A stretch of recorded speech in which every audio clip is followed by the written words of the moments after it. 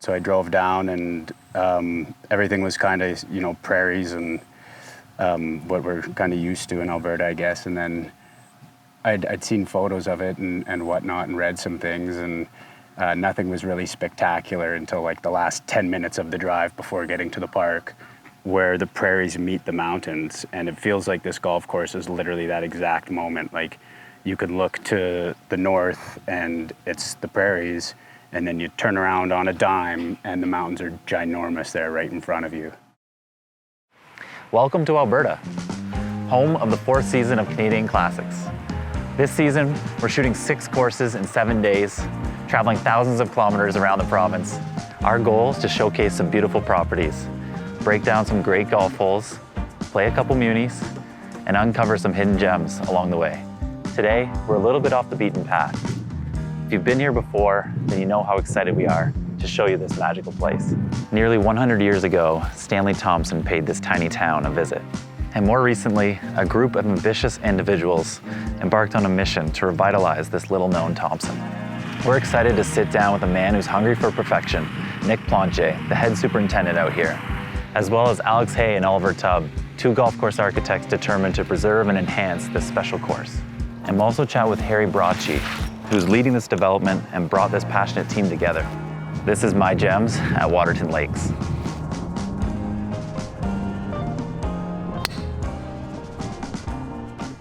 For the cheers with the whole crew. Like, it's so good to be here. yeah.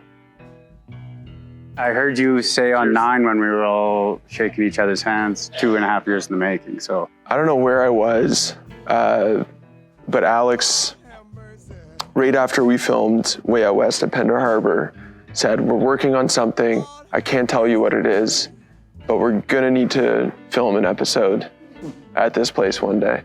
It's nice to actually be here and make it happen, because you want it to happen, but then you don't actually imagine being there doing it, and now we're here, so that's good. Would you say it's well known in Alberta, or not even still? Like, Well, I can maybe only speak for Calgary, but I don't think it's that well known in Calgary. Have you played it before? No, I hadn't even heard of it before seeing the job posting. But yeah, no, it's spectacular. part of me thinks like there has to be some element of risk in taking a job like this. Yeah, for sure. Maybe 2 points of risk. Like, one, can I do it? Like, this place is, like I mentioned earlier, I pulled 3 plugs from the 5th green. That was all I got to see, and it was scary. So it was like, can I actually grow grass out of this? Am I gonna be able to do it? Are we gonna be able to do it? Is Harry gonna be able to back it? What am I getting into? That was one of the risks. And then I guess the other one was me personally. Like, I'm picking up from Calgary. That's where I was born and raised, and that's where life is. And so coming out here, yeah, it changed my life. I'm super stoked on what we've done. I really am. Being from Calgary, but I didn't know anything about Waterton. So I applied, was fortunate enough to hear back. I was invited to come check out the place. It was like April 20th or something like that. At least saw like all sorts of moss and algae and anyways, blah, blah. But even though it was all that challenging, it was straight up like, okay, this place is so sweet. This is a sweet project. The opportunity that I have, that we all have from this, it truly is so many people's favorite golf course.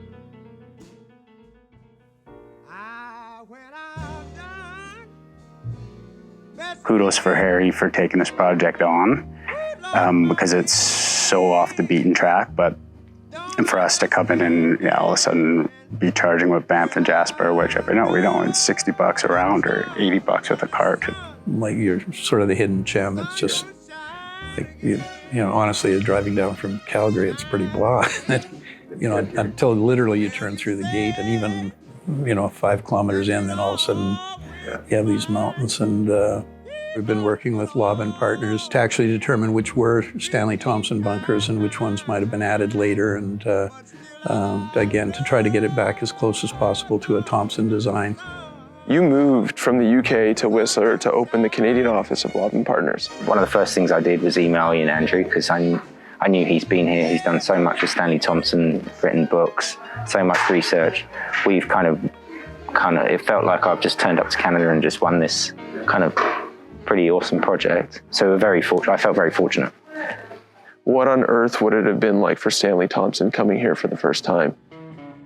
The first 9 holes was laid out in the 20s, late 1920s, and that involved the pro from Banff. So coming all the way down here, which is 3 hours drive today, and so back then, it would be train, it would be, it's quite an undertaking, I guess, to imagine golf this far down. Most of the correspondence we have is from the 40s and then into the early 50s, just before he died. So potentially it's one of the last things he ever worked on, which is pretty cool. In a cheeky manner, like, oh, it's Muirfield, it's an in and out routing. The inner and outer loop is nice though, because you play the inside of the course on the front 9, and then back 9 you kind of get a chance to circumnavigate the whole place, so you get to kind of see everything on the back 9, so it stays fresh in your mind. And yeah, you get the tees up front, then you get the macro perspective of the land that you're playing golf on. And as you kind of circle the whole entire thing, you can look back at it and go, oh yeah, that's where we played out. And when you're playing the front, you don't really see the holes on the back 9. You don't really do that. You don't really go, okay, that's what we got coming. But when you're on the back 9, you can really, it's a little bit higher up. You have vantage points from the tee boxes. And at that point, you can see where you came from and go, okay, that's where the links was. That's where the original 9 was. You can see why he came and drew out the next 9 around this instead of, everything just kind of makes sense. 2 and 3, they've both got blind shots. So if I designed that today, you'd probably be like, don't design that, you can't have a blind shot. But on these courses, those holes always work well, and they're always personal favorites of mine with the blind shot. So you're hitting your tee shot, you're hitting a driver, it's a big wide open fairway, and you're kind of hitting towards the mountains, and Alex said it today, it's one of those shots where you hit a shot and the ball's kind of like cresting into the mountain and then flying kind of against the backdrop, and it comes down. So the blind shot on 2, you still have this entire mountain where at least your blind shot, you have this target where you look at the mountain and go, that's my target, I'm committing to that and go. Whereas if that mountain wasn't there, you'd have this blind shot looking at a cloud that's moved from the last time you played.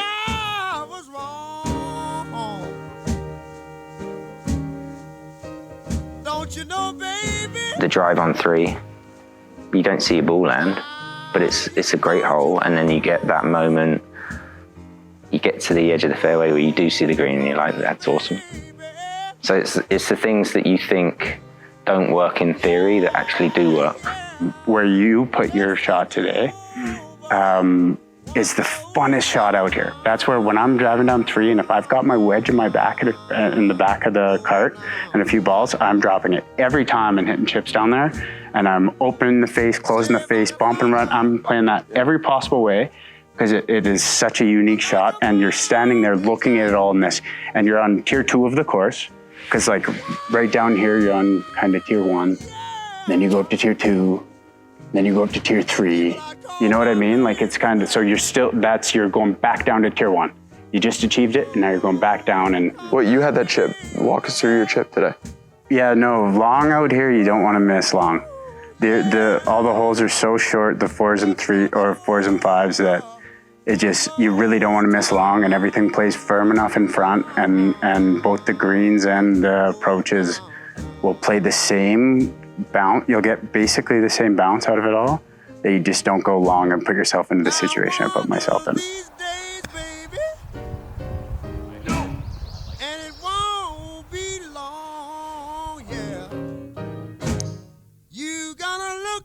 So, and then 4, you guys had me looking up in the little looky-loo there. Yeah, so the trees, you can almost, if you choose your shorter club, you're not going to get in as much trouble. But if you miss 20 yards left or right at pin high, you're kind of screwed. Certainly some of the bunkers needed a lot of work, and Nick restored one particularly that was just amazing, that you almost couldn't see it, and now you'd never know there was any issue with it at all. Nick, today on hole 6, the bunker on the left-hand side, you mentioned something about how we recently uncovered this bunker. What's the feeling? Probably like digging for gold. It was like, man, this must have been a bunker. Oh yeah, go back to the fairway. Okay, look at this. Like, okay, there's a mound right there. It must be okay. And then we'd expose them, and they were so small. They're also like so important because when you're down on the lower half hitting your approach shot or hitting your second into the green, you can see the mounds and you can now see the face of the bunker, and you know, okay, I got to aim in between those two, and that's where the green is.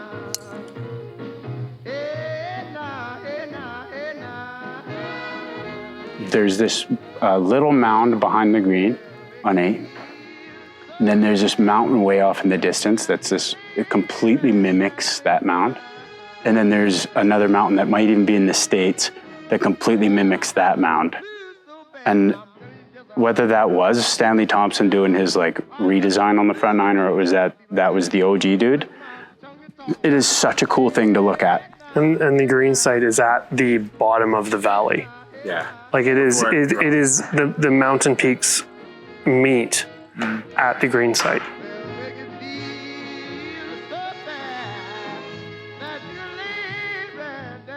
On the back 9, there's 2 bunkers on 10, 1 on 18.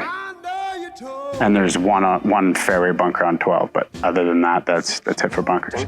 So stuff kind of changes a bit, and like you guys said too, this is one of the last courses Stanley Thompson worked on. So like, was he finished? Was he going to come back in? What more was going to happen? Or like, you know, it's interesting.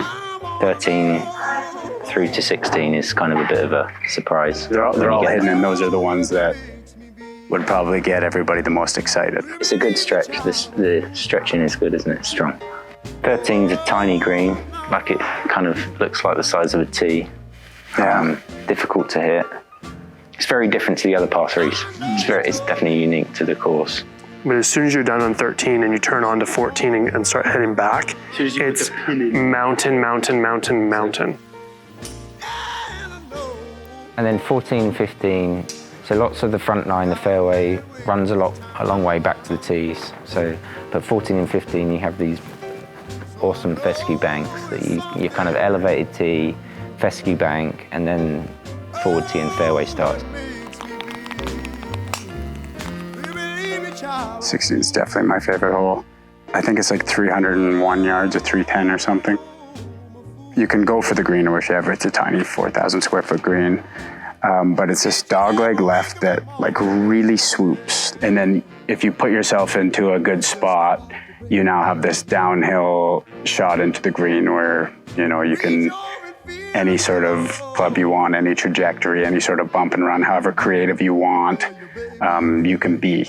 Yeah, the options are so cool on that hole, and it's just like spectacular. You can see the Prince of Wales in the background, the mountain's so huge. The most famous hike, Bears Hump, here is basically your target off the tee. It's easily my favorite hole out here. 16 as an adult makes you feel like a kid in a candy store. Like a kid with that game, with the claw game in Toy Story. Like, oh, which one am I gonna get? What option do I get? Oh my God, I only have so much time. Where am I? Yeah, something like that. And then every time I shank it or top. I'm a little fool for you. Every kind of avid golfer should come and play here. Every Canadian at least, or people in Calgary don't necessarily come here to play golf, which I think is wild. And hopefully part of this process is that people will come to play golf here, because I'd love to see more people get to experience us, get to experience what it is, yeah. Canadians drive 3 hours to go to Costco. I don't drive 3 hours to go to Costco. It's raw. It's like raw golf. I think it's just, there's no tricks out there. It's just like a raw golf experience. Like it's not Banff. It doesn't have the bunkers of Banff, and yeah, it's not Jasper, but there are aspects of Waterton that that are of that quality and are of that experience, and the setting is out of this world. I'd say it's more unique than those places. It is more unique. Yeah, Dill deserves some FaceTime or something. Without him, I promise, and this is not just me saying this to the red dot or whatever, like truly, without him, we would not be where we're at. Assistant superintendents, their role is so thankless. He loves it as much as I do.